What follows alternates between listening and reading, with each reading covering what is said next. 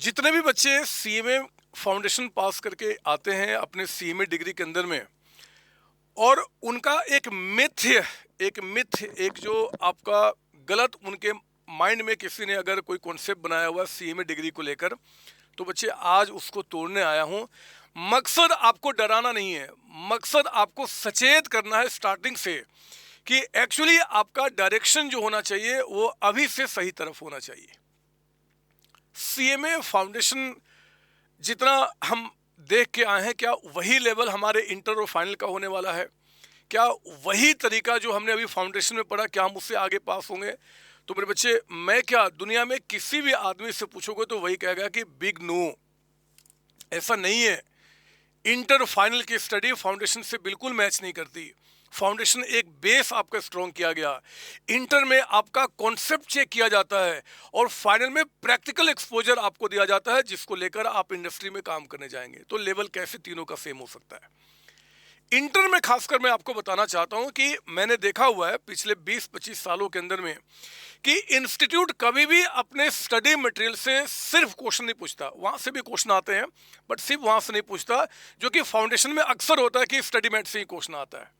Reason यही है क्योंकि इंस्टीट्यूट का एक ही मकसद है चेक करना कि क्या ये बच्चे जो इंटर पास करके फाइनल का एग्जाम देने जाने वाले हैं और अपने नाम फाइनल के बाद जो सीएमए वर्ड यूज करना चाहते हैं, क्या उसके लायक हैं भी, क्या इनका कॉन्सेप्ट उस लेवल का हो चुका है।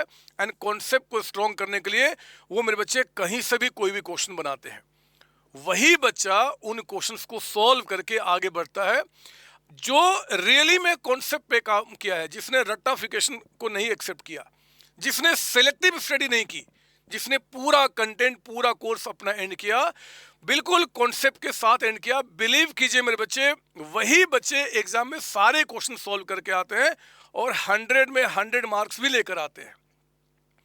आप सोचते हो कि 80-90 मार्क्स का सीएमए इंटर में आ सकता है, बशर्ते कि बस दो ही बातें, अभी से दो ही मंत्र ध्यान में रख लो। से नो टू सेलेक्टिव स्टडी। पहली बात, ये चैप्टर पढ़ना, ये नहीं पढ़ना, छोड़ दो, उसके बारे में बात सुनना।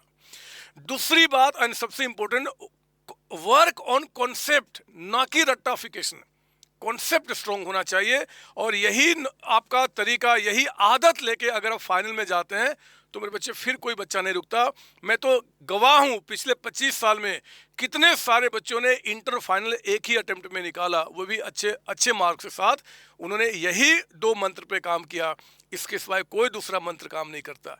तो आप अभी इस पे काम करना शुरू कीजिए। फाउंडेशन जो आप पास किए हो या करने वाले हो, आपने बहुत बड़ा एक अचीवमेंट गेन किया है। बिलीव कीजिए, कई सारे बच्चे मार्केट में हैं जिनको वो भी नसीब नहीं हुआ, आप उनसे आगे निकले हो। और अब ये जो इंटर की तैयारी है वो बिल्कुल बेस्ट तरीके से होना चाहिए। फाइनल की तैयारी के लिए आपको तैयार होना पड़ेगा इंटर में ही, और फिर आगे बढ़ना होगा। बस सीएमए या सीए कोई भी डिग्री जो है ना बच्चे, वो यही मांगता है और बस यही मांगता है।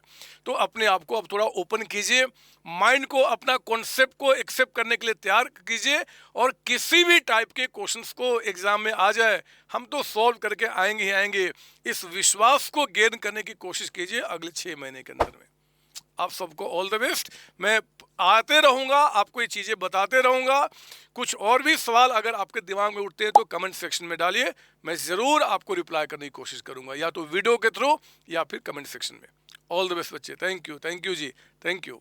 अपने दोस्तों को भी बताइए, संतोष सर ने बोला है इंटर फाइनल में अब हमें तैयार होना है बहुत मस्त तरीके से डिग्री को अपने नाम के साथ जोड़ने के लिए। ऑल द बेस्ट बच्चे, थैंक यू।